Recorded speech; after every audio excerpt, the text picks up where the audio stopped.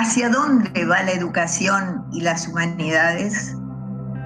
Estimados participantes, invitados, estudiantes y docentes que intervendrán en la semana de la Facultad de Educación, desde el lunes 16 hasta el sábado 21. Como nunca en la Facultad de Educación y Humanidades está llamada a participar activamente en la sociedad. Con mayor razón ahora, para observar con mirada crítica lo que sucede en el país. Justamente en octubre pasado, el Papa Francisco convocó a todos los educadores, a los hombres de cultura, a los científicos, artistas y deportistas para la realización de un pacto global. En realidad, se advierte la necesidad de un cambio de modelo cultural y un nuevo modelo de desarrollo en el que se respete y proteja la dignidad de la persona humana. La crisis que atravesamos es una crisis global. La pandemia ha hecho reconocer que lo que está en crisis es nuestro modo de entender la realidad y de relacionarnos. En efecto, educar siempre ha sido un acto de esperanza. Por eso invitamos a la participación de todos para una transformación que se exprese en la capacidad de generar y mostrar nuevos horizontes en los que la hospitalidad, la solidaridad y el valor de la trascendencia construyan una nueva cultura. En realidad, la educación formal e informal es una de las formas más efectivas de humanizar el mundo y la historia, porque la educación es ante todo una cuestión de amor y de responsabilidad que se transmite en el tiempo de generación en generación.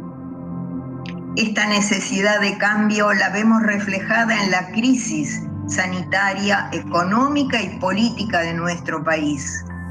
Pero nuestros jóvenes quieren algo distinto de este país y lo hemos visto todos. Por eso estudian y se preparan con entusiasmo para crear una nueva realidad. En esta semana de actividades queremos que sea una demostración de la vida de nuestra facultad, con eventos de historia, literatura, pedagogía, investigación, tecnología, expresada en las múltiples actividades y también manifestaciones de esparcimiento. De esta manera, doy por inaugurada la Semana de la Facultad de Ciencias de Educación y Humanidades 2020.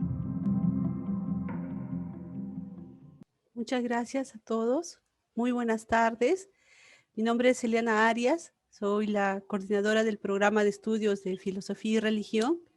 Estimado maestro Carlos Viaña, estimada decana de nuestra Facultad de Ciencias de la Educación y Humanidades, colegas, estudiantes y público asistente. Sean ustedes bienvenidos al conversatorio Razón y Fe en Edith Stein. Discusión en torno al diálogo, ¿qué es filosofía? Esperemos que este conversatorio no sea solamente una formación académica, sino una formación integral, que redunde en principio en bien nuestro y como segundo momento en bien de la sociedad, de los que nos rodean. Profesora Teresa, ¿puede usted saludar a nuestro ponente, al maestro Carlos? Estimado Carlos, buenas tardes. Un gusto de volverte a ver entre nosotros y más por el tema que traes. Un tema interesante. Siempre nos preguntamos sobre la relación razón y fe. Por eso yo me he venido con todo mi grupo de doctrina para escucharte y también para que tengan la oportunidad de hacer preguntas. Que seas muy bienvenido entonces. Gracias. Muchas gracias a usted, doctora. nos van a acompañar los estudiantes Arsenio Vázquez y Nelson Laupa como moderadores en este conversatorio. Adelante, Arsenio. Buenas tardes, doctora. Buenas tardes, profesores. Buenas tardes, compañeros. Y efectivamente es una oportunidad, como ya lo han ido mencionando, el de tener este espacio de poder adentrarnos en este pensamiento de Wittgenstein sobre razón y fe. Para el mejor desarrollo de este evento, por favor, algunas indicaciones prácticas queremos hacerles llegar. Que todos traten de tener silenciados los micrófonos, ingresen con sus nombres, pueden renombrar si es que no tienen quizás el nombre real, porque ustedes saben que esto queda registrado para posteriormente se les pueda otorgar a los que desean tener un certificado de esta conferencia. Entonces, por razones prácticas es importante que tengan sus nombres, ¿no? Por otro lado, también es importante que durante la ponencia tengan la libertad de poder ir elaborando sus preguntas a través del chat. Hay un equipo encargado de recepcionar las preguntas y ellos lo recogerán a su momento hacer las respectivas preguntas. Buenas tardes, decana. Buenas tardes, profesora Eliana. Buenas tardes, Magister Carlos Viaña. Buenas tardes a todos los presentes. Voy a dar una presentación acerca de nuestro ponente, el Magister Carlos Guillermo Viaña Rubio. Es profesor ordinario del Departamento de Filosofía de la Universidad Nacional Mayor de San Marcos, licenciado y maestra en Filosofía por la misma universidad. Cursa el doctorado en Filosofía en el Instituto de Investigaciones Filosóficas Luis Villoro de la Universidad Michoacana de San Nicolás de Hidalgo. Es miembro colaborador del Círculo Peruano de Fenomenología y Hermenéutica y del Círculo Latinoamericano de Fenomenología. Sus intereses son la fenomenología de Edith Stein y Edmund Husserl, la intersubjetividad y las relaciones entre la fenomenología y la escolástica. Sin más preámbulos, otorgamos la palabra al Magister Carlos Guillermo Viaña Rubio, recibiéndolo con un caluroso aplauso virtual. Muchas gracias. Espero que se me escuche bien. Bueno, unas palabras antes de iniciar la lectura del trabajo. Es un trabajo sencillo, el que he escrito con la finalidad de que podamos luego discutir amigablemente lo que voy a decir, que es más bien lo que dice Stein sobre algunas cosas. Que obra mía, ¿no? Te agradezco mucho, Nelson y Arsenio, gracias a la profesora Eliana, a quien pues no tengo el gusto de conocer personalmente, pero nos estamos conociendo aquí de modo virtual, a mi amigo, el profesor Wilmer Atachagua, gran y entrañable amigo. Veo que su esposa, la profesora Ascona, también se encuentra conectada, cosa que me honra muchísimo porque la calidad académica de ambos hacen que sienta la responsabilidad de cumplir con sus expectativas. Y un especial saludo para la doctora Teresa, que me complace mucho que se acuerde de mí. Yo tengo el honor de poder decirle a todo el mundo que la primera universidad que me dio a mí la oportunidad de ser profesor fue la UCS, fue la universidad de ustedes, que bueno, por haber sido la primera universidad en la que yo enseñé, también siento un poco mía, y además por tener grandes amigos ahí, pues el doctor Pablo Muso, otro gran amigo. Nada, agradezco mucho a todos estos y les pido por favor que, siendo varios de ustedes estudiantes de educación, disculpen a este pobre filósofo sin metodología que espera no aburrirlos demasiado con estas cosas que voy a plantear. Yo siempre he pensado que el público más difícil de conquistar son los educadores, porque ustedes saben cómo comunicar cosas. Entonces, pues, vamos a ver si me alcanza el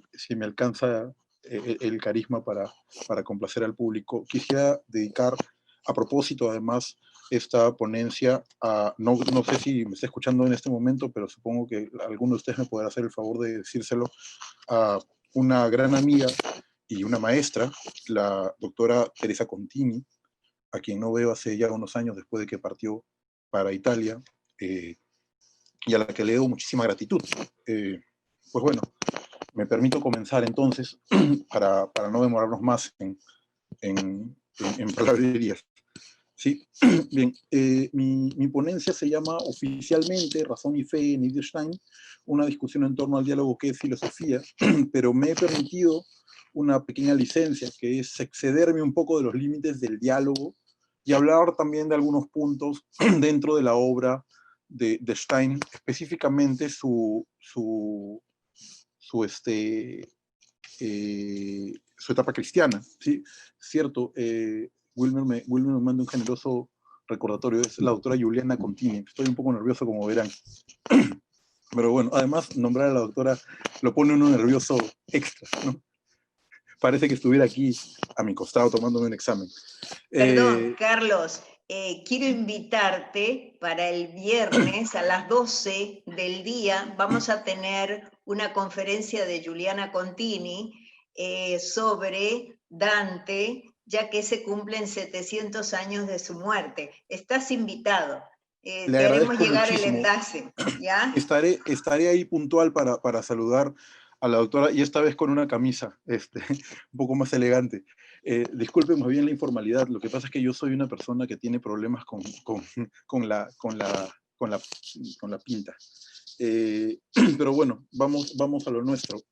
Como les dije, me voy a mover un poquito por algunos textos más que el mismo diálogo.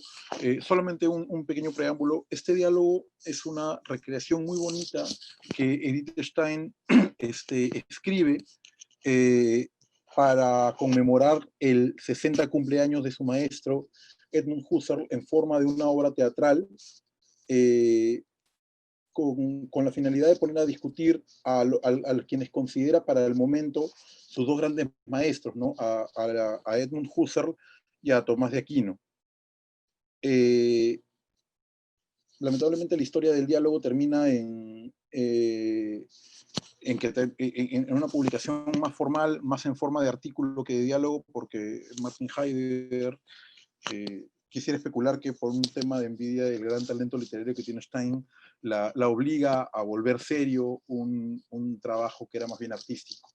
Entonces sale publicado en el boletín del 60 aniversario el artículo, y luego ya unos años después se rescata el diálogo como tal, que es además mi forma favorita, no solamente por ser original, sino porque en verdad parece que estuvieran ambos discutiendo, y pues nos habla muy bien no solo del conocimiento que tiene Stein de la tradición filosófica y del pensamiento de ambos autores, sino de la posibilidad que tiene y del gran talento que tiene para hacer dialogar a todos los tiempos de la filosofía. Entonces comenzaré a leer. Revivir la polémica acerca de la posibilidad de una filosofía cristiana resultaría fatigoso e inútil, a pesar de haber sido un tema arduamente discutido durante la década de 1930. No existe una opinión definitiva por parte de los intelectuales católicos acerca de si considerar filosofía el estilo particular de indagar la verdad a partir de razonamientos guiados por la experiencia e ilustrados por la revelación que ha permanecido en la Iglesia desde su fundación hasta nuestros días. A pesar de la indeterminación que cunde entre los filósofos y teólogos respecto de una postura final sobre la problemática de valorar una filosofía pensada a la sombra de la doctrina de la fe, la tradición, al margen del debate, utiliza corrientemente la expresión filosofía cristiana para nombrar el pensamiento sistemático con el que se explica al mundo a la luz de la fe. No obstante, la aparente caducidad del primer problema al que hicimos mención, las circunstancias a las que hoy en día se ve expuesta la fe por parte de quienes la designan como antítesis de la razón, renuevan la actualidad de la pregunta sobre el sentido que tendría la pretensión de algunos pensadores creyentes de buscar la verdad en el camino de la filosofía. Quienes actualmente ostentan el monopolio de la razón sentencian en contra de la viabilidad del diálogo con la fe, aludiendo que es imposible pensar con rigor desde los presupuestos que pudieran aportar a la investigación la verdad de cualquier sistema doctrinal construido sobre los cimientos de la revelación. El objetivo de este trabajo es impugnar a los detractores de la correlación entre razón y fe, aquellos que rechazan la posibilidad de una verdad legítima que trascienda la subjetividad como fundamento. La tesis que sostenemos es la siguiente. Si aspiramos a liberar a la razón de la incertidumbre a la que yace condenada por los filósofos del sinsentido, debemos abocarnos a la práctica de una filosofía que aspire a una objetividad auténtica. Solo así podemos emprender la reanudación o restauración de la filosofía.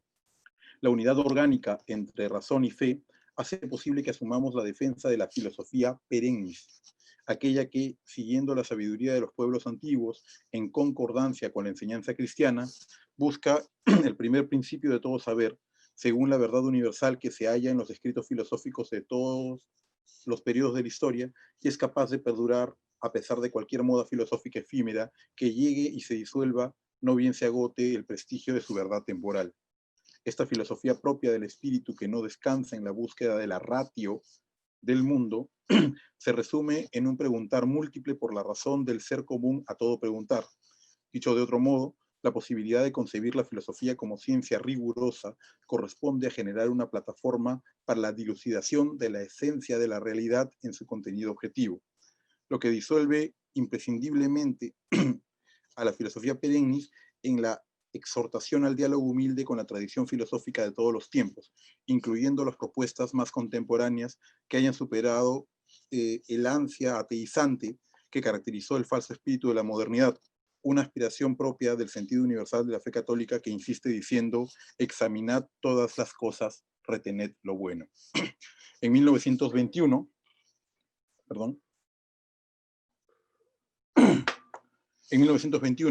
Edith Stein, fenomenóloga, discípula y asistente de Edmund Husserl en la redacción de varios de los más importantes escritos de la fenomenología, decidió de la mano de Teresa de Ávila abrazar a Cristo para formar parte de la Iglesia Católica.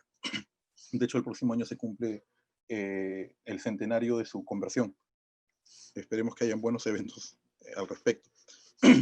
En 1922 fue bautizada y desde entonces dedicó su vida al estudio riguroso de la escolástica y a la fundamentación del valor de la filosofía perennis.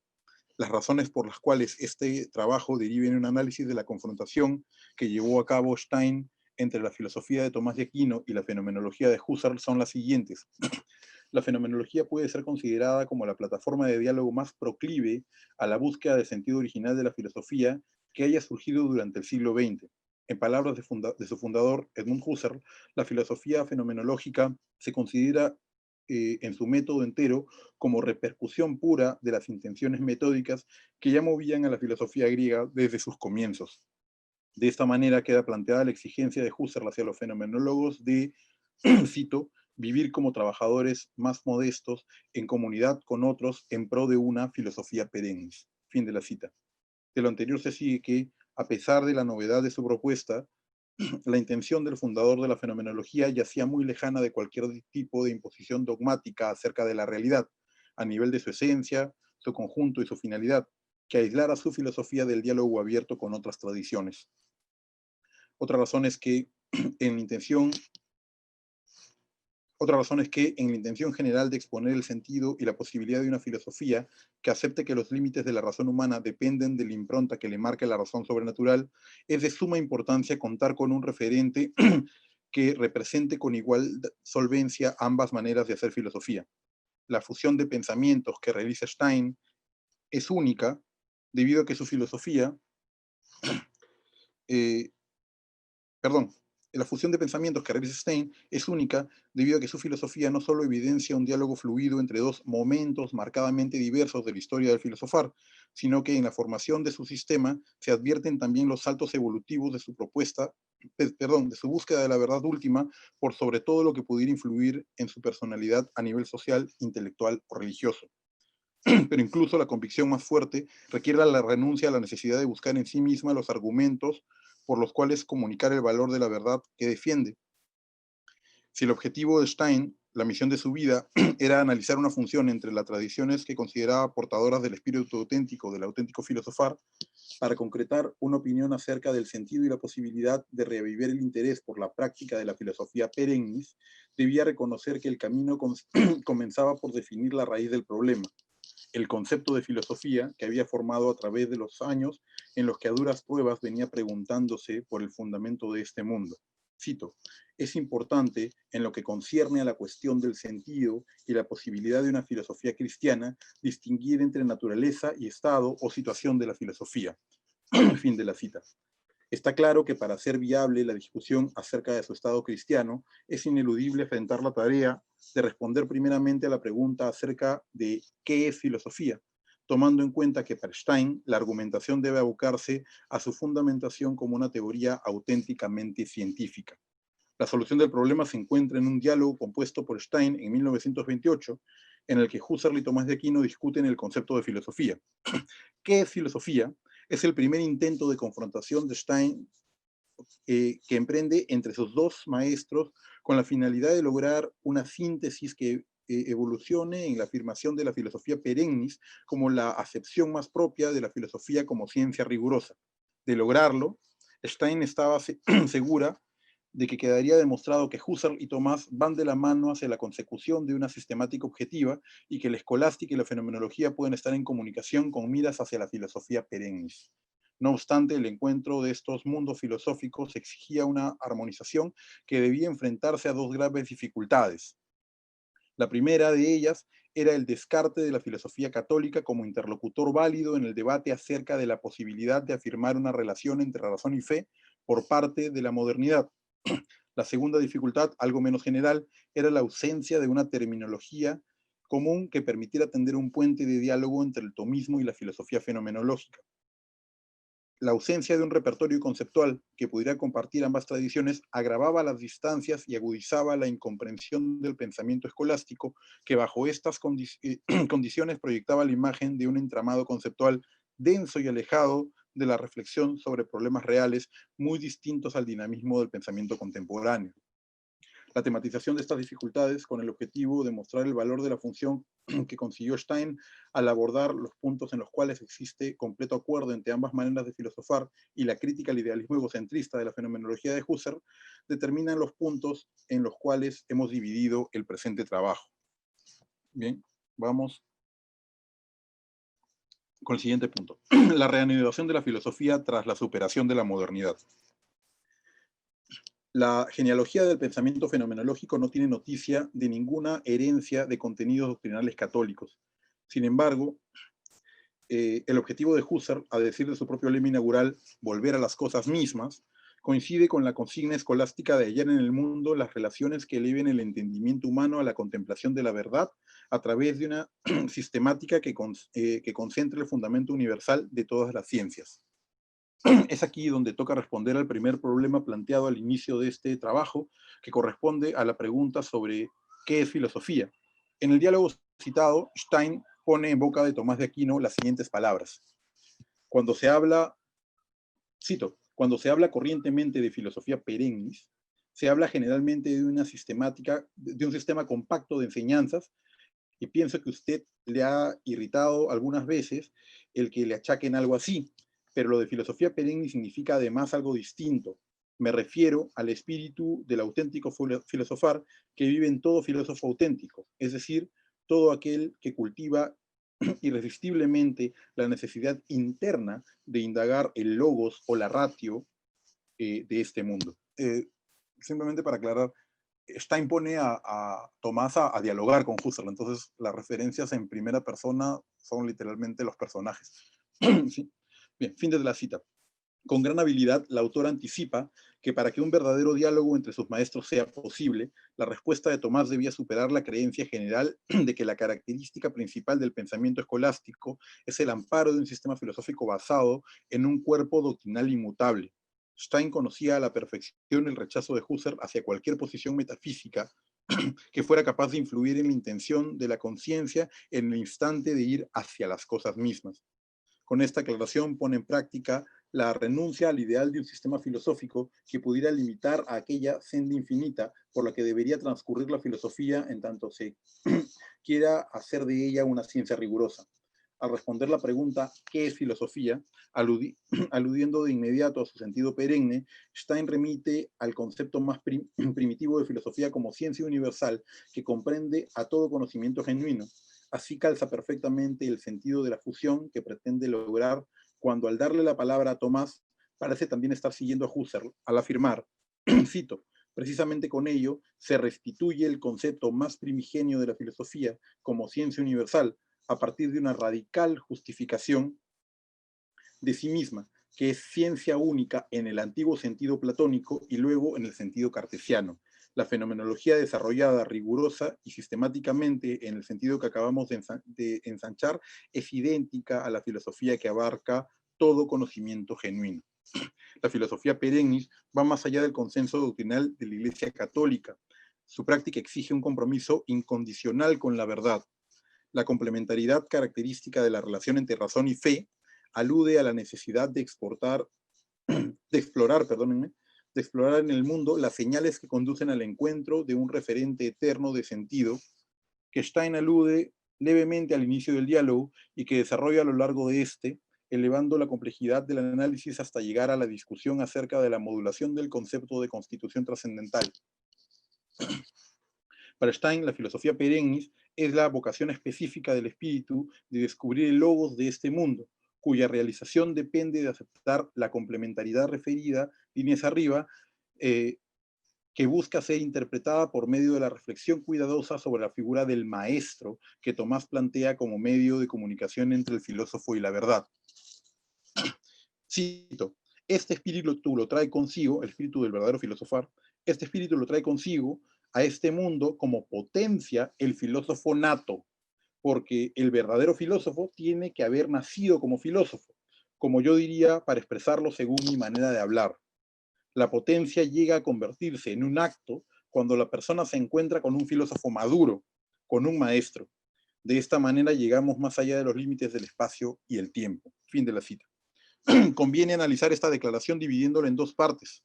Uno, el espíritu del auténtico filosofar es una potencia inherente que trae al mundo aquel que ha nacido filósofo. Dos, el ser filósofo se actualiza gracias a la influencia que ejerce en él el contacto con un maestro.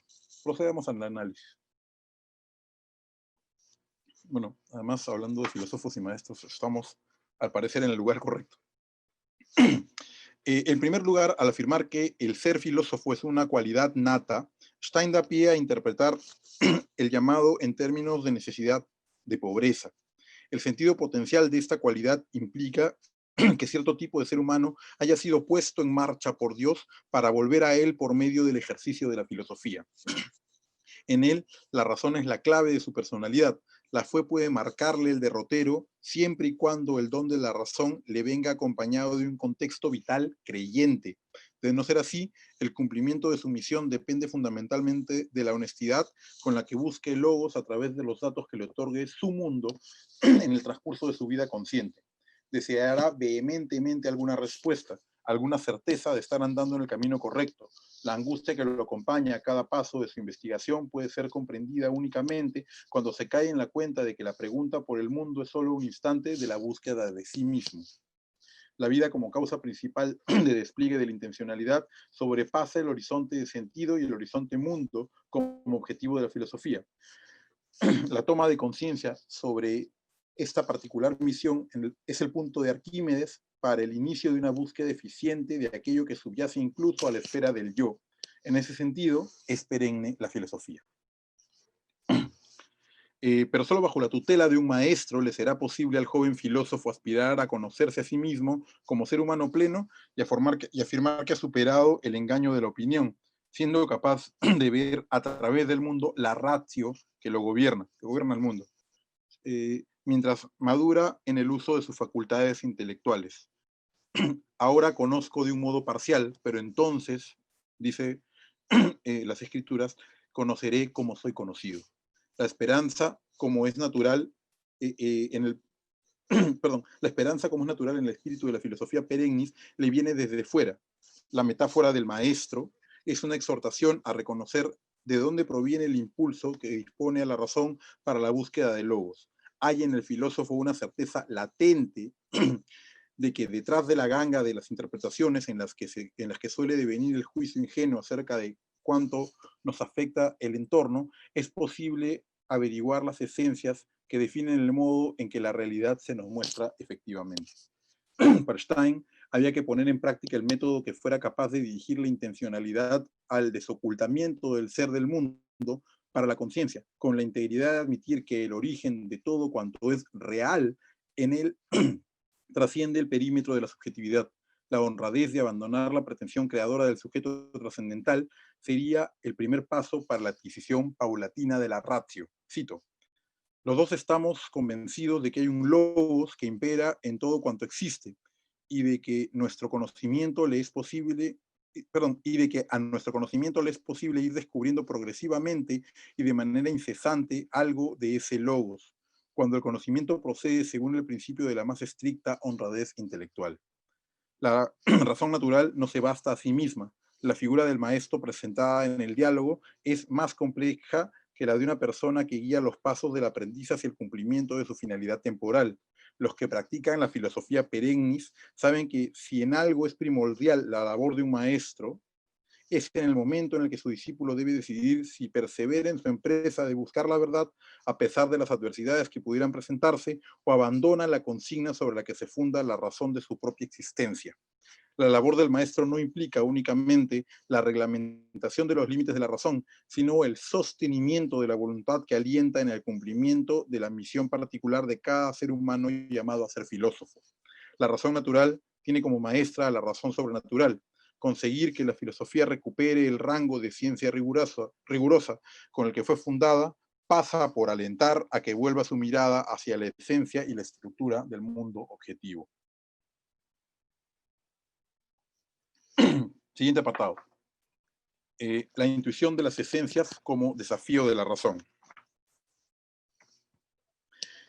La diferencia a la que apelan los críticos de esta fusión de tradiciones supone que en el método escolástico se observa la elaboración y utilización lógica de la experiencia sensible, siempre que este parecer se limite a la esfera del conocimiento natural, mientras que en el método fenomenológico es posible hallar un argumento a favor de una supuesta intuición inmediata de las esencias. Quien interprete la intuición fenomenológica en términos de inspiraciones místicas o desequilibrios psicológicos no habrá comprendido el carácter vital que subyace al procedimiento metódico práctico de Husserl. Cito: el que leía los escritos de usted con verdadera comprensión objetiva y no con una vacía comprensión de lo literal, y lo que es más todavía, lo acompañaba usted por medio del diálogo en su camino, esa persona tenía que ver claramente que usted no se sentaba en su escritorio y esperaba iluminaciones místicas, sino que el intelecto de usted elaboraba para sí con seriedad sus intuiciones. El método fenomenológico es procedimiento de un análisis sumamente agudo y que llega hasta lo más profundo de un material dado. Fin de la cita. Es el turno de la razón de defenderse de las críticas de quienes no aceptan el valor filosófico de los argumentos con el que cuenta la filosofía perennis. Para esto tendrá que abocarse a demostrar que la fe no reemplaza la capacidad del conocimiento natural.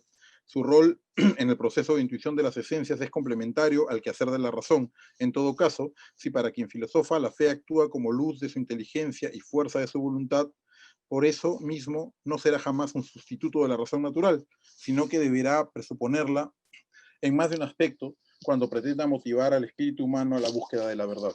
Cito: si se desarrolla en nosotros esta forma y organización dinámica del espíritu que se llama filosofía, esta será, como toda actividad del conocimiento, de investigación y de juicio, esencialmente relativa a un objeto, el cual se adecúa al entendimiento y acoge su especificación exclusivamente por este objeto.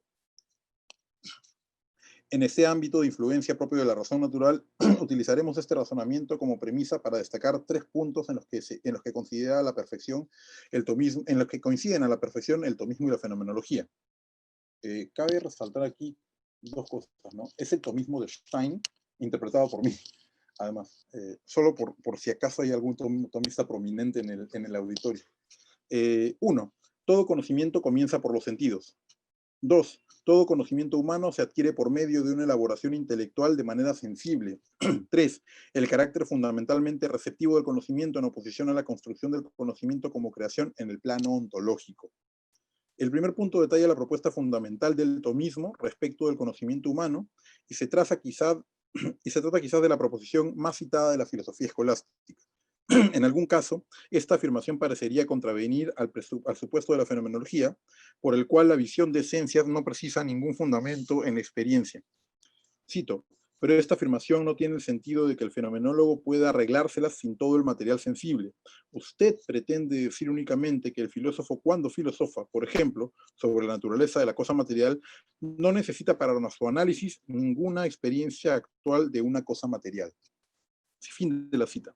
La fenomenología no se interesa por esta cosa que existe de hecho, ya que cuando se sirve de una percepción actual o del recuerdo de una cosa percibida, no hace uso de la posición de realidad que reside en la percepción o en el recuerdo, sino que vive al tanto de que se haya formado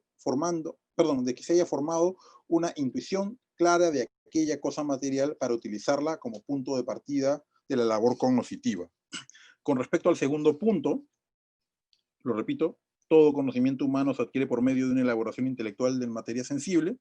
Con respecto al segundo punto, de acuerdo con la fenomenóloga, la intuición filosófica no se adquiere como resultado de la inducción.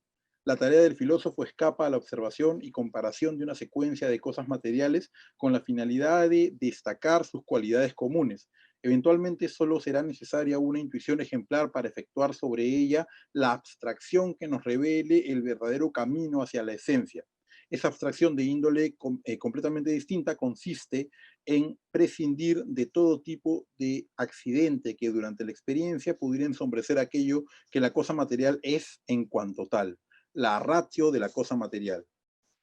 Cuando Husserl insiste en destacar el carácter intuitivo del conocimiento de la esencia, no piensa en un simple mirar el objeto, sino que con ello se designa la oposición al procedimiento de deducir unas proposiciones a partir de otras, en el sentido de las formas tradicionales del silogismo, a favor de penetrar en el objeto que subyace las proposiciones. Así, en el diálogo, Tomás se refiere a las intuiciones de la siguiente manera, cito, cuando yo designo como la genuina tarea del intelecto el intus legere, o intus legere, el leer en el interior de las cosas, entonces esta será con seguridad una expresión acertada para lo que usted entiende como intuición.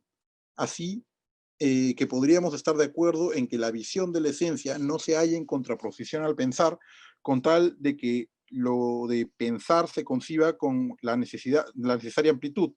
Y en esta visión de la esencia es el rendimiento del intelecto con tal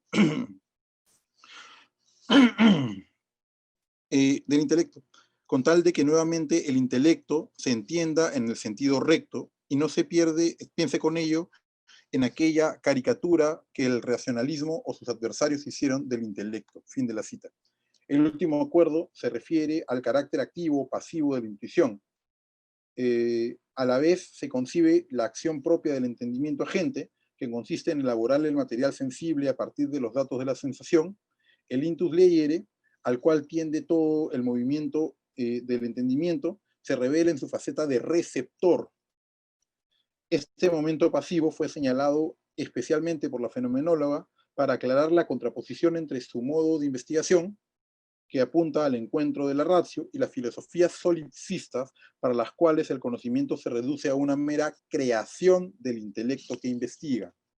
Cito, en el rechazo de toda arbitrariedad subjetiva, volvemos nosotros a encontrarnos, e igualmente en la convicción de que aquel intuir que es un recibir pasivo es el rendimiento propio del intelecto, y toda acción es únicamente una preparación para ello. Hacia el final del diálogo, Stein aborda la cuestión de la inmediatez del entendimiento, con el fin de aclarar las dudas que pudieron haber quedado acerca de la viabilidad de la función fenomenológica escolástica que quería lograr. Ese era básicamente el objetivo de su última etapa, ¿no? Constituir una fusión dialogante entre el pensamiento de la escolástica en general, también la patrística, y el pensamiento fenomenológico.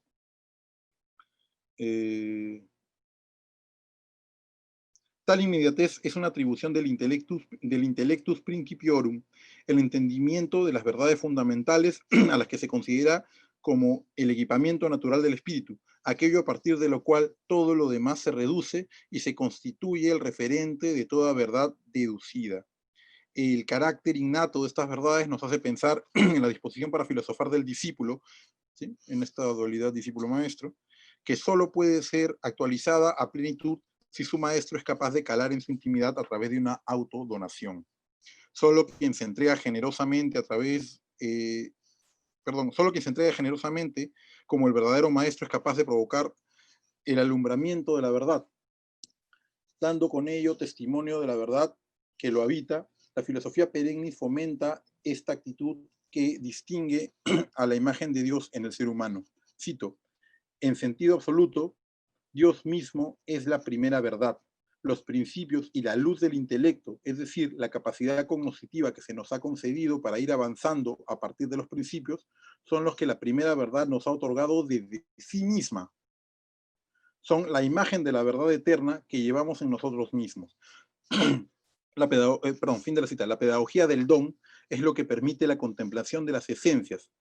La Wesensschau fenomenológica, la intuición de esencias, ¿sí?, coincide con el intus legere en afirmar el proceso por el cual el intelecto agente convierte el dato de la sensación en especie. Una vez establecido el método para el desvelamiento de las esencias, toca evitar que el conocimiento derive en incertidumbre por falta de claridad acerca de su fundamento, si bien algunas ciencias han emprendido su trabajo sin esta claridad. Cito: tarde o temprano vendrá para ellas un tiempo de perplejidad en que no sabrán dónde ir. Entonces no habrá otra salvación que la reflexión de sus propios fundamentos y el examen del método empleado hasta entonces y sus resultados obtenidos en relación con los principios básicos. La tarea de la filosofía consiste en esclarecer los fundamentos de todas las ciencias. Fin de la cita. Ya que valiéndose de su sola razón natural, el ser humano no puede desenmascarar el mundo sin dejar de conocer aquello que sobrepasa la utilidad de los principios lógicos, habrá que reforzar ese trabajo constitutivo del intelecto agente con una axiomática que haga las veces de a priori del conocimiento práctico.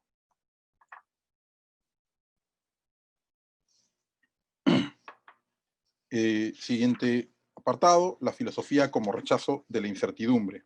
De hecho, es el último apartado antes de la conclusión. Ya termino, por favor. De la diferente concepción del fundamento de certeza surgirá una distinta orientación de la filosofía en su conjunto. Si el filósofo exige, como su maestro, a la razón sobrenatural, su itinerario estará marcado por la seguridad que necesita para construir un edificio sólido de conocimientos. Si por el contrario asume la actitud que descarta la fe para valerse solo de la razón natural, deberá buscar primero un punto de apoyo que lo proteja de dar algún paso en falso por el que pudiera desvanecerse su anhelo de la verdad. La búsqueda de la ratio al interior de la subjetividad provocó que la crítica del conocimiento se convirtiera desde entonces y hasta hoy en la disciplina principal de la filosofía. Por ello, la dedicación de los filósofos apuntaba a la reflexión sobre el conocimiento antes que a la reflexión sobre el ser. Es el problema de la teoría del conocimiento en la modernidad. El método que promovía la renuncia a todos los resultados del pensamiento para favorecer a las realidades que resultan inmediatamente evidentes a la conciencia, condujo a Husserl al planteamiento de la subjetividad trascendental como centro de su filosofía primera. Para Stein, a partir del giro trascendental de la fenomenología, los esfuerzos de sus fundadores estuvieron orientados a otorgarle a la conciencia un ámbito de genuina inmanencia. Su intención era formular un conocimiento que fuera absolutamente una sola cosa con su objeto y que por ello estuviera asegurado contra toda duda, apelando a la identidad entre el ser y el conocer. La fenomenología de Husserl trataba de mostrar de qué manera la actividad espiritual del sujeto edifica su mundo a partir del material de la sensación. El idealismo trascendental de la fenomenología condujo a pensar en el sujeto como el punto central de la investigación filosófica, pero no se percató de que desde la esfera de la inmanencia resultaría imposible recuperar aquella objetividad que había prometido alcanzar en sus inicios, una verdad libre de cualquier relatividad subjetiva. Cito: usted no fue capaz de recuperar de la esfera de la inmanencia aquella objetividad de la que usted había partido y que se trataba de asegurar. en la reinterpretación que era resultado de la investigación trascendental y que consistía en equiparar la existencia con el mostrarse para una conciencia, el intelecto que busca la verdad no se tranquiliza jamás. A pesar de esto, en opinión de Stein, Tomás valoraría la claridad y distinción que resulta de la aplicación del método fenomenológico a la investigación de las esencias, aunque no tuviera la prudencia de aclarar su naturaleza secundaria, ¿sí? Respecto de los aportes de la razón sobrenatural.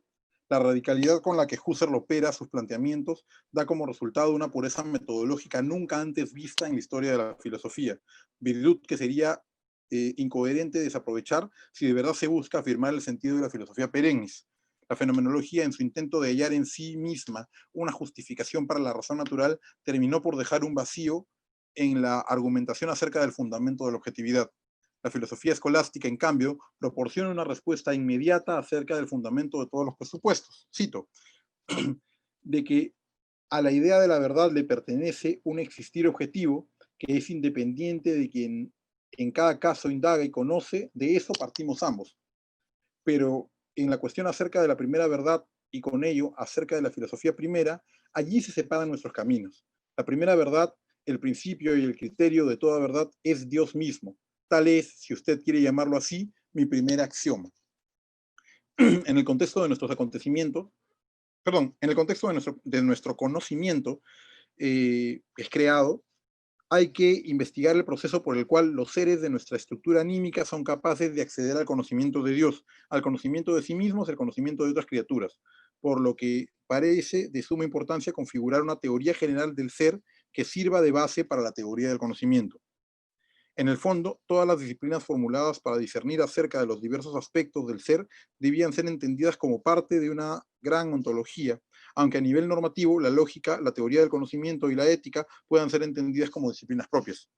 Esta es, cito, esta es la ontología universal con un cambio radical de signo, según la manera que usted tiene de expresarse, porque corresponde al distinto punto en el que uno se sitúa. Para usted es la cuestión de saber cómo se establece el mundo para una conciencia que yo puedo investigar en inmanencia. El mundo interior y el mundo exterior, el mundo de la naturaleza y el mundo espiritual, el mundo libre de valores y el mundo de los bienes, y final y supremamente también el mundo denominado por el sentido religioso, el mundo de Dios. Fin de la cita. La expresión cambio de signo fue empleada por Husserl para referirse al resultado de la reducción trascendental, la recuperación de la realidad bajo una perspectiva distinta, asumiendo que las realidades no surgen por la acción constitutiva del sujeto trascendental ni desaparecen de la escena de la investigación filosófica debido al interés con el que la fenomenología se aboca al estudio de la conciencia. Tras la suspensión del juicio que inaugura la actitud fenomenológica, las cosas adquieren su real envergadura. Stein la alude al cambio de signo para hablar del alcance global del idealismo, una ontología realista modificada por el valor extraordinario atribuido por Husserl al sujeto trascendental. La ontología que asigna una actividad específica a cada ser espiritual cabe, por supuesto, en las investigaciones sobre la constitución, aunque de ninguna manera podrá admitir el carácter fundamental de la fenomenología, que la fenomenología le otorgó al sujeto. Eso Stein no puede con esto hasta el final. El problema del idealismo a nivel nociológico es que el modo en el que se asume cognitivamente el mundo afecta la forma en la que se concibe la ontología de lo real. Más allá de lo que se conoce como el sistema filosófico de Santo Tomás, no fue de ninguna manera su intención fundar una doctrina de procedimientos estrictos que garantizaran la aprehensión del saber si se le obedece disciplinadamente. La filosofía tomista es un camino que acoge serenamente a quien emprende el recorrido hacia la verdad más pura. Quien estudie su obra con suficiente audacia encontrará en sus palabras la voz de un maestro que acompaña al espíritu en un diálogo con la tradición filosófica de todos los tiempos. Cito. Y lo que es más todavía que eso, encuentra el órgano que yo llevaba en mí y que me hizo posible ultimar un gran número de cuestiones como en un firme y sereno respondio dicendum o dicendum. Es algo que penetra en el discípulo y que le hace capaz de responder con arreglo a mi espíritu a cuestiones que yo no me planteé y que eventualmente no se habían planteado en absoluto en mi tiempo. Fin de la cita. En el espíritu de Santo Tomás, que organizó todo el acervo del saber de su época, La referencia a sus maestros no significaba una entrega ciega a la autoridad de las inteligencias humanas, sino más bien una lectura entre líneas de la tradición que, desde los antiguos griegos, portaba en su razonamiento el núcleo de la verdad. De todos modos, las sentencias de quienes consideraban testigos de la sabiduría no lo llevaron jamás a aceptar de antemano nada que pudiera ser en primer lugar accesible a su propia inteligencia, sin haber reflexionado profundamente en todo cuanto le venía como auxilio de la revelación. Esta base que ofrece la filosofía, que se apoya en la fe y la tradición, es precisa para la época actual en la que nada sirve, en la que de nada sirve atiborrar los libros con reflexiones metodológicas mientras no se consiga para el ser humano un fundamento, una verdad con contenido que se acredite en la vida, una filosofía de la vida que lo proteja de la crisis de sentido que aqueja a la sociedad contemporánea. Conclusión. Hemos asumido la defensa de la filosofía perennis con la esperanza de promover la reanudación de la filosofía. Para ello, nos propusimos responder a la pregunta central del debate, ¿qué es filosofía?, haciendo hincapié en el sentido perenne de su significado, que la define como una práctica vital en función de la búsqueda del logos del mundo. A continuación abordamos los puntos en común entre la fenomenología y la escolástica, que muestran el carácter y los límites de la razón natural, y finalmente discutimos acerca de la necesidad de establecer en Dios un fundamento a partir del cual la razón humana no corre el peligro de perderse en laberintos dilucidatorios que tienden al sinsentido. Para Stein, tanto como para sus maestros Tomás y Husserl, cito, la filosofía la filosofía no se contenta con un esclarecimiento provisional, sino que su meta es llegar a la claridad última. Quiere la filosofía el logon didonai, dar cuenta hasta los últimos fundamentos que se puedan alcanzar. Si el mundo de la experiencia estimula el deseo de saber, característico del ser humano, sugiriéndole diversos puntos de vista para explorarlo en todas sus direcciones, significa que la filosofía debe aclarar en él todos los elementos comprensibles hasta llegar al ser mismo. Solo a partir de aquí tendrá sentido abordar cuestiones acerca del método de investigación de las diversas disciplinas del conocimiento. La filosofía perennis no busca ser entendida únicamente como una disposición del espíritu de dejarse guiar por la fe y la tradición del cristianismo. Su práctica significa además el ideal de un perfectum opus rationis, que habría logrado abrazar en una unidad el conjunto de lo que nos ofrece la razón natural y sobrenatural. Muchas gracias. Algunas preguntas que pues, nuestro público nos ha formulado. ¿Le podemos plantear desde ahora? Sí, con gusto, con gusto. Yo estoy para ustedes. Bien. La primera dice, ¿se puede decir que Edith Stein era tomista por la semejanza de la comprensión de ella con Tomás de Aquino? Bien, a ver, la dinámica va a ser, ustedes me hacen la pregunta y yo respondo, ¿cierto? Comencemos con esto. Hay un detalle, hay un detalle importante. Yo estudio el doctorado con un gran maestro, que creo que es el especialista más importante en América Latina sobre Edith Stein, con el que discutimos este punto muchísimo, fundamentalmente por una razón. Él sostiene que hay un buen balance entre la influencia que tiene en el pensamiento cristiano de Stein Tomás de Aquino, pero también, por ejemplo, Duns Scoto, o por ejemplo también Agustín o el pseudo Dionisio. Es decir, no sabría si decir ahora que Stein es una filósofa tomista. Diría más bien que toma de Tomás de Aquino todo lo que ella considera, después de un trabajo crítico, de una lectura crítica de sus obras, todo lo que ella considera bueno desde la perspectiva de lo que ella llama su lengua materna filosófica, que es la fenomenología. Es decir, hace una lectura fenomenológica sin dejarse orientar ciegamente por el criterio de autoridad de los grandes pensadores de la escolástica, tal como invitaba a hacer Tomás de Aquino. Es decir, ellos le sirven como referente de sujetos iluminados por la inteligencia y la inteligencia de la revelación, pero no son en ningún sentido palabra final para ella. Entonces, decir que es tomista a veces termina siendo un poco cerrado. Yo diría que ella sigue siendo una fenomenóloga que toma de los diversos maestros de la escolástica con los que tiene contacto. De hecho, estamos hablando de una mujer que tenía la capacidad de leer en griego a San Juan Crisóstomo. O sea, no es que tuviera una lectura de manual de algún. O sea, ella se metió en los textos. Entonces, decir que es tomista es cerrarse un poco al hecho de que, por ejemplo, muchos de sus trabajos tienen un corte agustiniano muy duro. Y el Agustín difícil, ¿eh? No el Agustín existencial, sino el teólogo duro, el Agustín ético, que es muy duro también. Y como les digo, hay incluso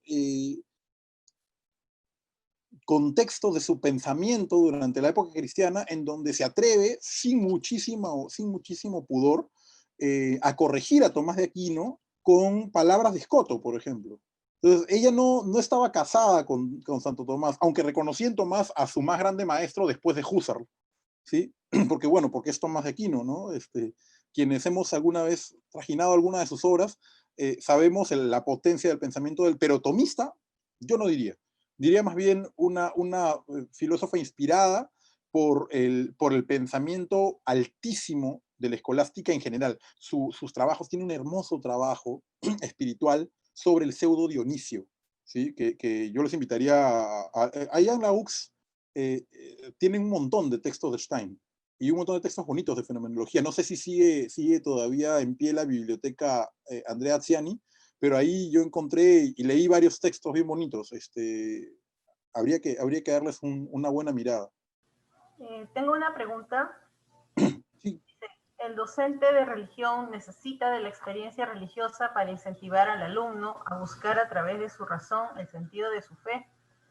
¿Cómo podemos incentivar a los colegas, a profesores de filosofía y religión, para que las clases no sean meramente exposición del sistema filosófico, sistema de las enseñanzas, sino volver a esa filosofía perenne, esa necesidad de indagar, de saber? ¿Qué métodos? Pues es una buena pregunta. Yo pensaría, Stein fue maestra también.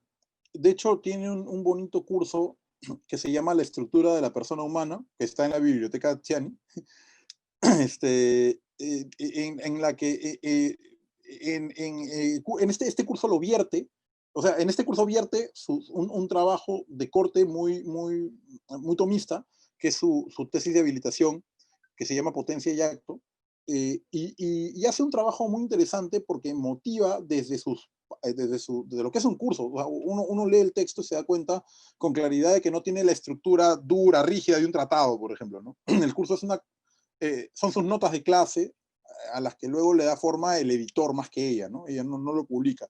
Entonces uno ve dos cosas, ¿no? Una enorme calidad pedagógica para incentivar el pensamiento en general. No el pensamiento sobre temas religiosos, sino el pensamiento en general. ¿Sí? Es decir, motiva mucho a sus estudiantes a la pregunta inquisitiva, a las preguntas que ponen en aprietos, no al profesor por sus conocimientos, sino al profesor por su capacidad de solucionar problemas que son no solamente teóricos, sino vitales. En ese sentido, cuando se piensa en la religión como materia, el tema es entender principalmente el hecho de que no es una materia, o en todo caso, de que el sentido de la materia de religión o del curso de religión está sobrepasado por la naturaleza de la religión y está sobrepasado ampliamente por la naturaleza de la religión. Cualquiera que sea la religión que se profese o que se enseñe, porque otro problema en algunos casos es que la religión es enseñada en el país por gente que no está preparada, ¿no? Ustedes creo que son la única escuela de educación con especialidad en filosofía y religión, o tal vez haya una o dos más, pero no es que haya un estudio científico, pedagógico sobre cómo enseñar religión desde una reflexión dura en todos lados, ¿no? Mucha gente enseña religión para completar sus horas de dictado, y eso se ve Lo veo yo en la maestra de religión de mi hijo, que está tiene 6 años, está en primer grado, y la profesora es muy buena profesora, muy buena chica, pero la religión no le alcanza entre sus, entre sus especialidades, ¿no? Entonces, claro, la enseñan como una materia, y obviamente cuando uno enseña las cosas como una materia, específicamente si es que no tiene conocimiento duro, reflexivo sobre esta, no puede animar a hacer preguntas, porque es un riesgo hacer, hacer preguntas. Es que es el sentido más puro y traducido al lenguaje steiniano del riesgo de educar, ¿no?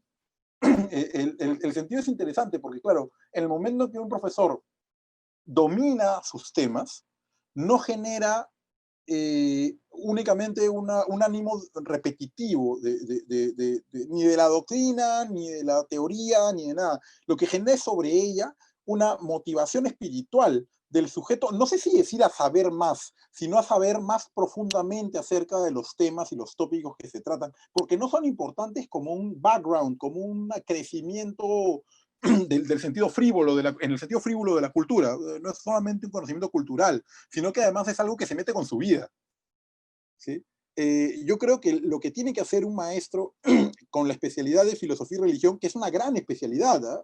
Lo digo honestamente porque si dos cosas parecen no ser congruentes en nuestra, digamos, tergiversada tradición, es que la filosofía y la religión pudieran ir juntas en un solo bloque de estudio. No solamente pueden ir juntas, sino que parece que debieran ir juntas, más por la religión que por la filosofía, con la finalidad además de convertir en aulas, de convertir en las aulas.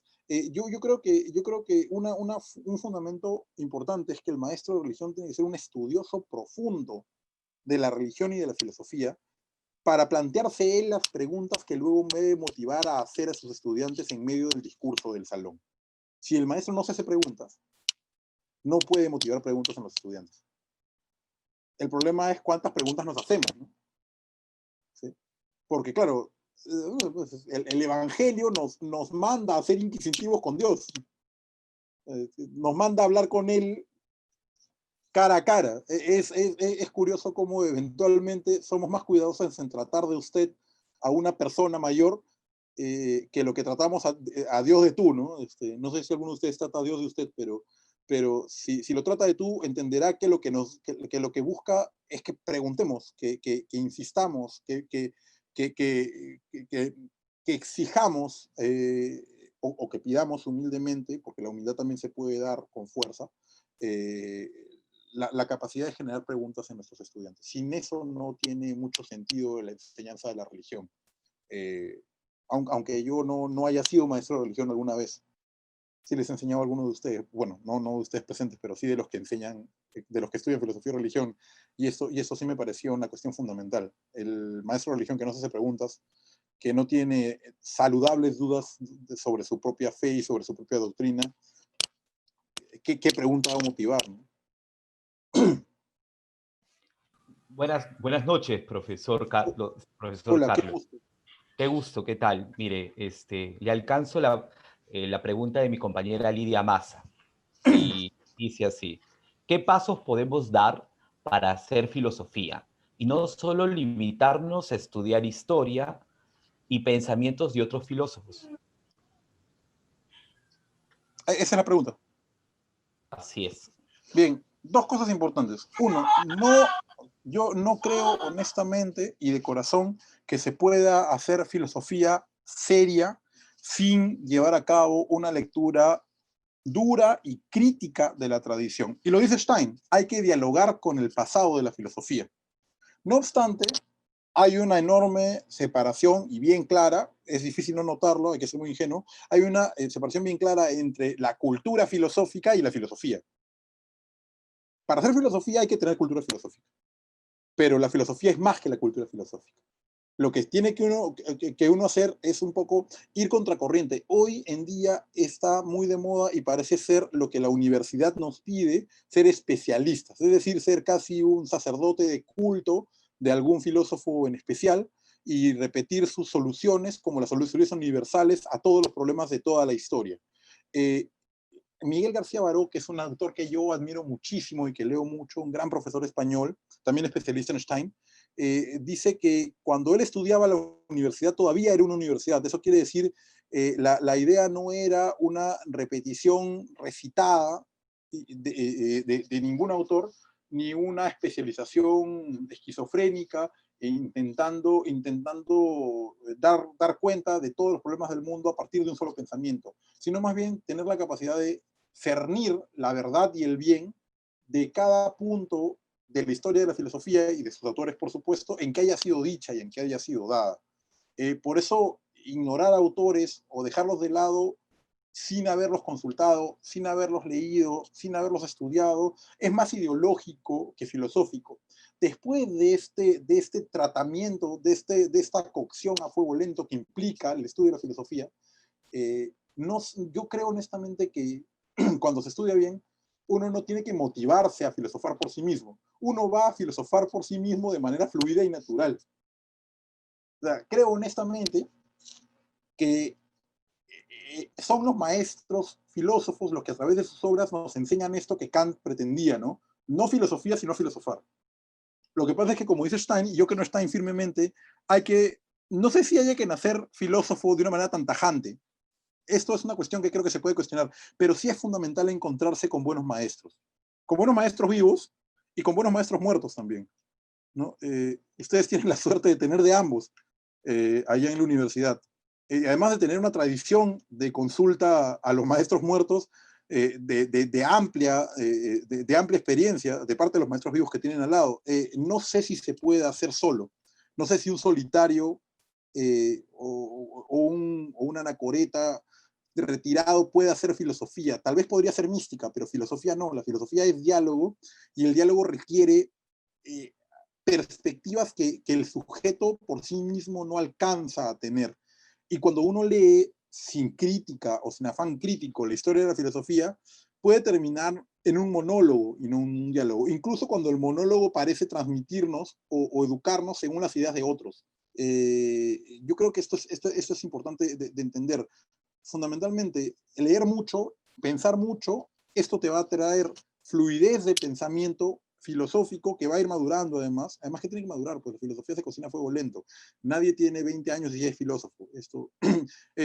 Seguramente, yo comencé a enseñar en la UX cuando tenía 25 años, y si hubiera escuchado lo que estoy diciendo ahora, probablemente hubiera pensado que no tenía razón y no hubiera aprendido, pero ahora que ya estoy bastante más viejo que cuando comencé y que he procesado, por eso le he dedicado la ponencia a la doctora Juliana, que he procesado lo que ella misma me decía, que hay que tener cuidado del ímpetu de la juventud en ciertos momentos. Lo que uno tiene que entender es que se tiene que tomar tiempo para escuchar.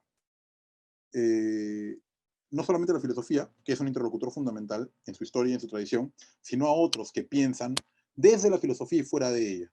Porque ahí están los problemas. Entonces, claro, es como cuando uno adquiere pericia en, no sé, pues, en alguna actividad física. Uno corre y entrena corriendo, corre bien. Entonces luego cuando le toca correr en una carrera, simplemente va y corre, ¿no? No es que de pronto tenga que pensar demasiado. Su cuerpo ya está dispuesto. Lo mismo pasa con la filosofía para mí. ¿Sí? Creo que uno tiene que adquirir la disposición a filosofar. Y los maestros son en esto una pieza crucial. Nos pregunta Miss Eliana si se puede afirmar que sin el maestro no se llega a logos.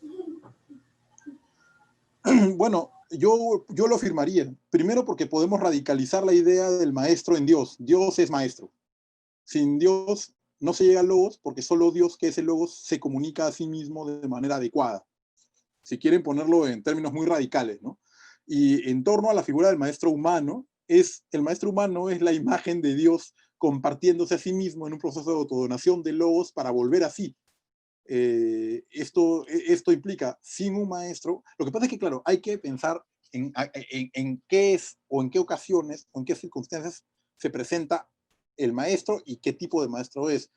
Puede ser de nosotros maestro un niño con una pregunta inquisitiva, insolente, infantil, que nos ponga un poco en autos de nuestra ingenuidad sobre ciertos temas, ¿no? Estas preguntas que a veces un niño hace que nos dejan, ¿no? ¿y esto de dónde salió? ¿Y por qué yo no me lo había preguntado antes? ¿O por qué no lo he leído en otro sitio? El maestro es la imagen de Dios frente al discípulo. Y si nosotros somos buenos discípulos, sabremos tener ojo para encontrar a los maestros donde estén. O sea, José María Escrivá de Balaguer decía que en el niño Jesús del nacimiento podía haber no solo a un niño indefenso, sino también a un gran doctor. Entonces, vamos, ahí donde está el espíritu despierto, está también la capacidad de identificar a nuestros maestros, ¿no?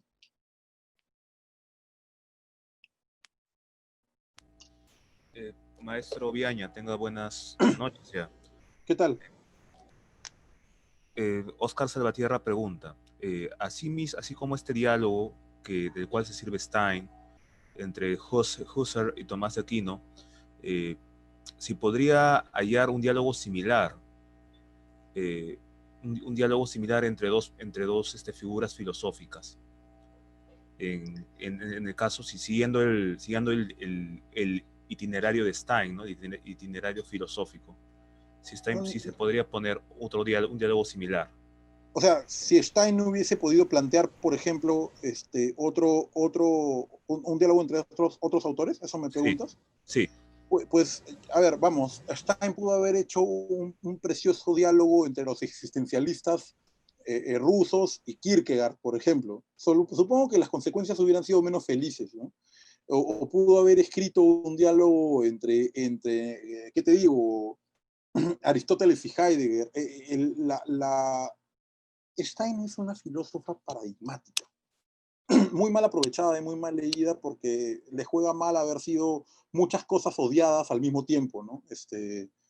Ella era judía y luego se hace católica y luego se hace monja de clausura, por tanto va juntando ahí cosas, y además era mujer en un tiempo desventajoso, ¿no? O sea, ahí va juntando cosas que hablan mal de ella para la tradición, ¿no? Y hoy ser filósofo y católico no es una cosa que ande muy de moda. Pero está en una filosofía excepcional. Tenía, a diferencia de su maestro Husserl, una vasta cultura literaria y filosófica. Husserl no era un hombre culto en la historia de la filosofía, teniendo el cuidado de hablar de un sujeto educado en la academia vienesa y alemana en el siglo XIX. O sea, que no fuera él culto en la historia de la filosofía significa que es mucho más culto que varios profesores de filosofía hoy, porque estamos hablando de cuando la universidad alemana era un proyecto que ahora no concebiríamos. Stein estudia lenguas clásicas, conoce a la perfección el latín y el griego, le cuesta el griego como le costó a San Agustín, conoce la germanística, que no solamente es el alemán, sino la historia filológica del alemán, hace una especialización en alemán gótico, que le permite leer la clave con la que Husserl escribe sus manuscritos, porque Husserl escribe en una taquigrafía alemana gótica, ¿ya? Y ella puede leer esos manuscritos y transcribirlos, estudia a los clásicos, a todos los clásicos, estudia profundamente la literatura, ¿sí? Estudia la filosofía moderna y la filosofía de su tiempo, está totalmente actualizada. Uno lee sus notas, ¿cómo se llama esto? Sus reseñas, sus recensiones sobre obras actuales, y se da cuenta, o sea, actuales de su tiempo, ¿no? Y se da cuenta del dominio que tiene sobre el momento de la filosofía en el que ella vivía, y luego de pronto entra al estudio de los maestros, de los maestros escolásticos, patrísticos, lee a San Ignacio de Loyola. Me imagino un diálogo duro entre, por ejemplo, San Ignacio de Loyola y San Agustín, ¿no? Escrito por Stein también. Conoce el español, aprende español para leer a Cervantes, ¿no? Por eso es difícil estudiar a Stein, porque si alguien intentara leer lo que ella leyó antes de comenzar a leerla a ella, termina loco. Yo soy mucho más humilde y me remito a ella como fuente, pero cada vez que me encuentro con alguna cosa que ella ha escrito, termino luego enfrascado en diálogos que yo mismo me imagino que ella hubiera podido escribir entre personajes muy diversos, de diferentes lugares de la historia del pensamiento, filosófico, teológico, literario, histórico, filológico. A esta mujer le faltaba ser médico como Hildegard von Bingen y ya estaba, ¿no? Bueno, de hecho fue enfermera. Entonces, algún conocimiento de ciencias básicas de la salud tendría, ¿no? Hay que estudiar mucho Stein. Para ser maestro, además, hay que estudiar. Yo tengo aquí en el librero, no tengo el librero de fondo como mis compañeros, pero tengo aquí en el librero este librito que se llama La estructura de la persona humana, que es un curso de filosofía de la educación, que, como les dije, está en su biblioteca, en la biblioteca del profesor Atziani. Sáquenle 1000 copias y léanlo, ¿no?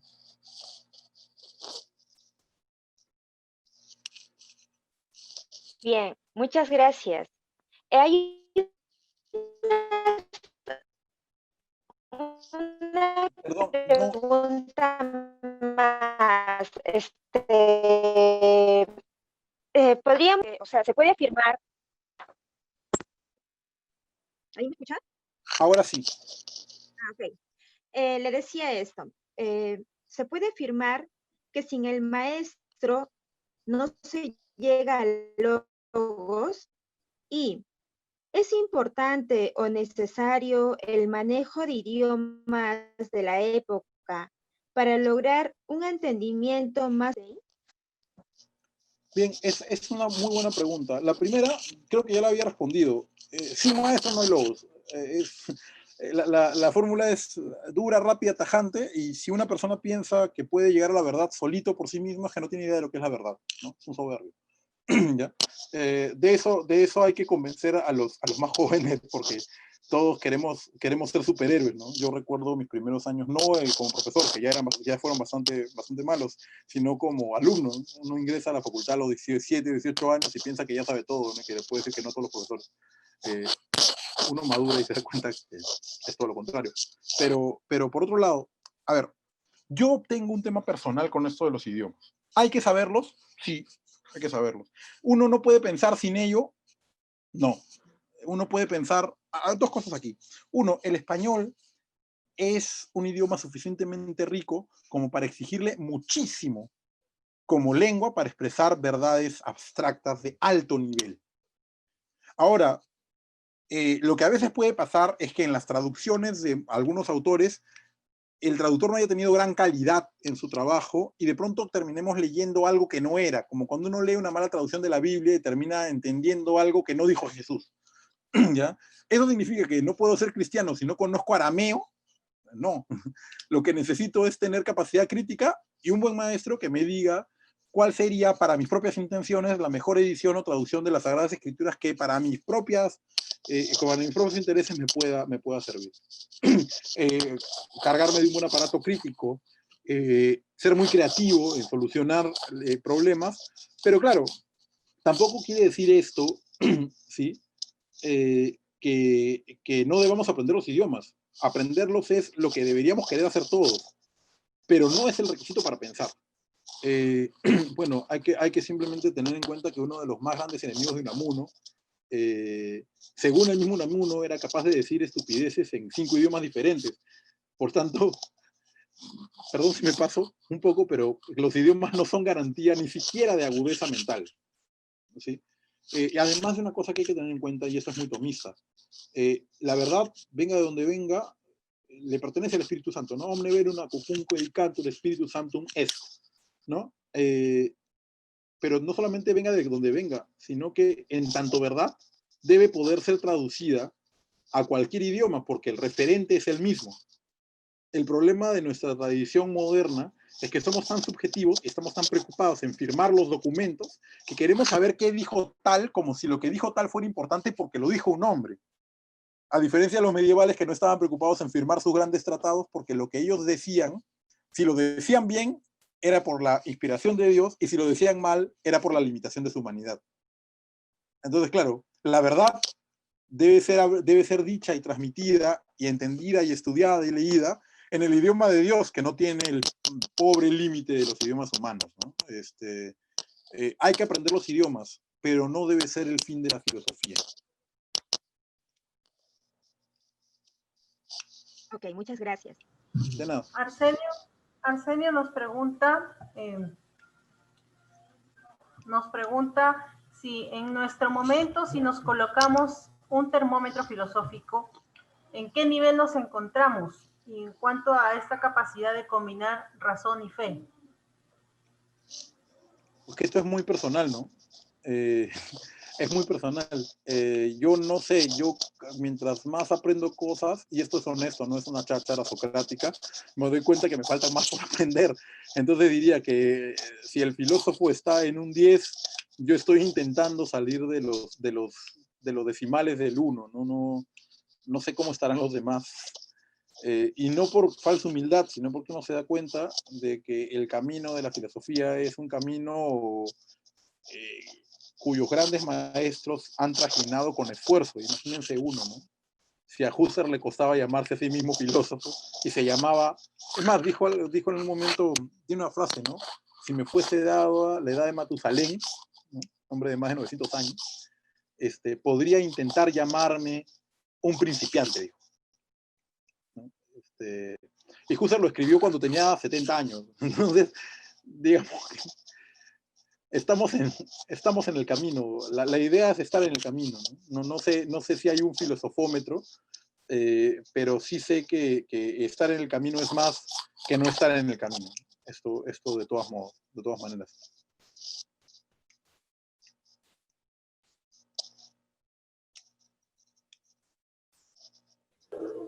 Eduardo Alberto González nos pregunta también, en resumen, ¿cuáles son los ejes del pensamiento de Stein para su propuesta para la filosofía? Gran pregunta, pero que no puedo responder claramente, ¿no? Porque son muchos. Para esto hay un artículo de un amigo, profesor de la Universidad de Navarra, que se llama Ejes del Pensamiento Filosófico de Stein, que el profesor se llama Mariano Crespo, que le costó 20 años escribir el artículo, por eso creo que no lo puedo responder, pero puedo darte algunas pistas fundamentales. Creo que el tema fundamental de Stein es a lo largo de su trayectoria, ¿sí? En primer lugar, la empatía, ¿no? Me hubiera gustado una charla sobre la empatía, pero no era el tema de hoy, pues, ¿no? Me pidieron que hablara un poco de las relaciones entre razón y fe y eso es lo que les traje. Pero en primer lugar es la empatía, porque es justamente en la empatía donde ella va hurgando, más bien a razón de la empatía, que ella se anima a hurgar también en la experiencia de Dios. Y en temas tan profundos como cómo Dios tiene experiencia de las cosas, ¿sí? Su pensamiento acerca de la verdad, de la objetividad, de la estructura del hombre, del sentido de la comunidad, me parece que todo orbita alrededor del sentido de la empatía como el garante principal de la experiencia objetiva del mundo. Entonces teníamos una teoría de la empatía, una teoría del individuo y comunidad muy profunda, ¿sí? Una teoría dura también sobre causalidad psíquica, ¿sí? Una teoría del hombre plasmada en este texto sobre la estructura de la persona humana, una metafísica de alto nivel en Ser finito y ser eterno, que es una de sus obras cumbres, y una gran mística en la ciencia de la cruz, pero siempre básicamente en una exploración profunda de la reducción fenomenológica, ¿sí? Y de la verdad como rendimiento intersubjetivo, co-creativo de la realidad que Dios pone a disposición del hombre en la creación. Eso es lo que yo diría en resumen, pero como les dije, el referente creo que principal es Mariano Crespo, si me permiten. Y además si Mariano Crespo le escriben, lo invitan, seguramente les puede dar una muy buena charla, y yo no soy digno de desatar las correas de sus sandalias, pues Mariano es un tipo muy brillante.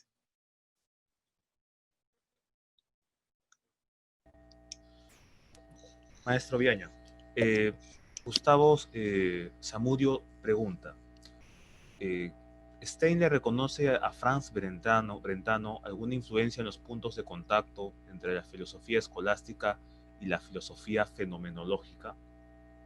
Padre Gustavo, qué gusto que esté aquí, y gracias por entrar a la conferencia y gracias por la pregunta. Además, gracias por la generosidad de una pregunta que yo creo que usted ya conoce.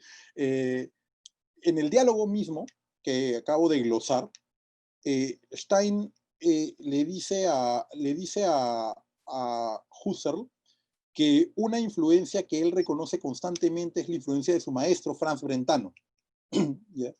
Y le dice, hace que Tomás le diga que es a través de Brentano que Husserl conoce el pensamiento tomista, a pesar de no saber o no tener idea que está aprendiendo Tomás. Le dice algo así como, es a través de su maestro Franz Brentano por el que yo también soy su maestro, ¿sí? Porque yo soy maestro de Brentano. Tomás dice eso, ¿no? Y claro, Husserl no tenía idea del pensamiento de Tomás de Aquino, no lo había leído, leyó a Agustín, eso sí, pero no había leído a Tomás de Aquino, no era el tiempo de leer a Tomás de Aquino, era casi una mala palabra hablar de escolástica en el tiempo en que Husserl comienza sus estudios. Luego ya no es así, pero al estudiar con Brentano, que es un brillante aristotélico y tomista de la época, a pesar de que Brentano, por el estilo de la cátedra alemana de su tiempo, no citara constantemente a sus influencias,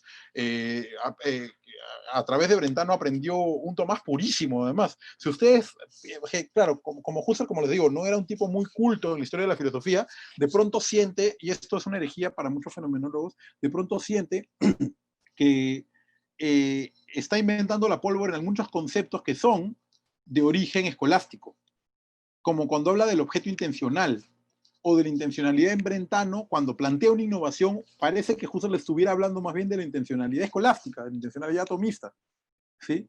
Esta idea, incluso al principio de todos los principios en fenomenología, tiene de alguna manera una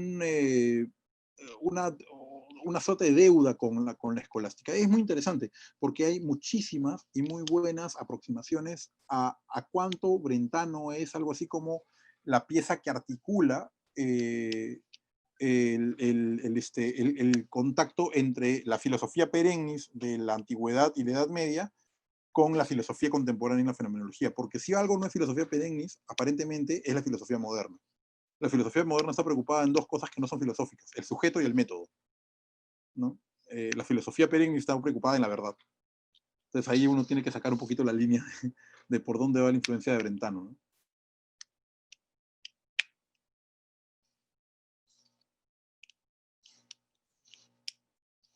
Sí, concluimos, chicos, con las preguntas. ¿Hay alguna más? Hay una pendiente. Adelante, adelante. Si me permite, gracias. El coloquio, base de la obra de Stein, ¿solo podría ser entre esos representantes del pensar teológico filosófico o se puede hallar un diálogo similar entre otros representantes que desarrollasen ese diálogo propuesto por Stein? Me parece que es muy parecida a la pregunta que ya respondí. Yo creo que Stein tiene la capacidad, bueno, en su obra se ve claramente que ha tenido la capacidad de hacer dialogar a todas sus influencias, ¿sí? Habría que mirar cómo parece que su último trabajo, que se llama La ciencia de la cruz, parece un tratado o un diálogo profundo, interior, en torno a la noción de fondo del alma entre San Juan de la Cruz, Santa Teresa y Husserl. Aunque no ponga a Husserl en medio del diálogo o en el medio del tratado, su tratado tiene a la reducción fenomenológica como eje. Entonces, como les dije, esta mujer es excepcional. Es una pena que en el Perú hayamos poquísimos que la estudiemos. Más bien hay que animar a los estudiantes de la Facultad de Educación de la UCS a que hagan tesis sobre el pensamiento pedagógico de Stein.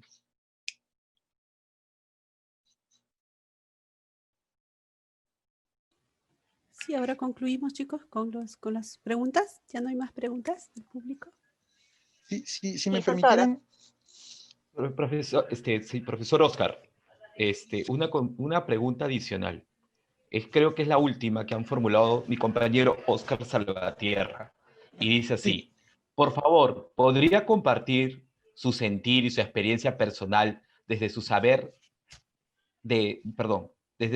para la siguiente inquietud? Estudiante de filosofía, estudiante de religión, ¿cómo debería ser presentado el estudiante de la carrera de la UCS? Pues te diría más lo que esperaría que lo que sé, porque ya hace muchos años que no estoy por la UCS. Pero yo esperaría, por el espíritu del movimiento que sostiene la universidad, que el estudiante o el egresado de la carrera de educación en especialidad de filosofía y religión de la UC sea un sujeto altamente reflexivo,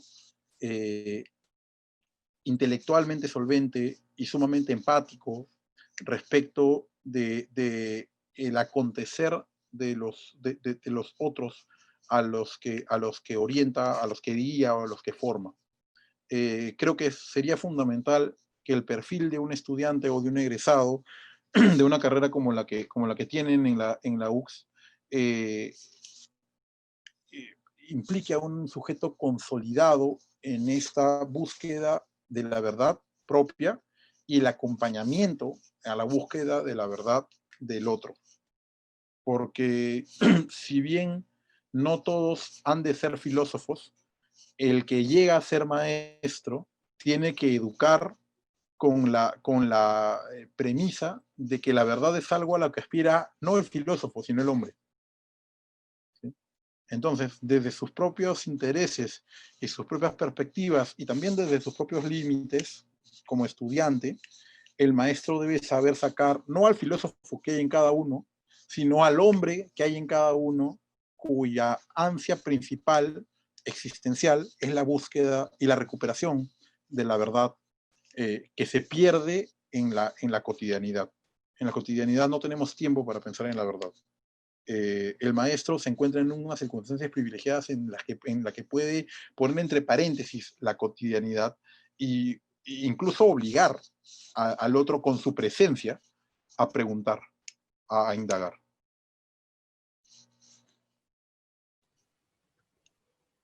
Gracias, creo que con esta culminamos con si la me ronda de permite preguntas.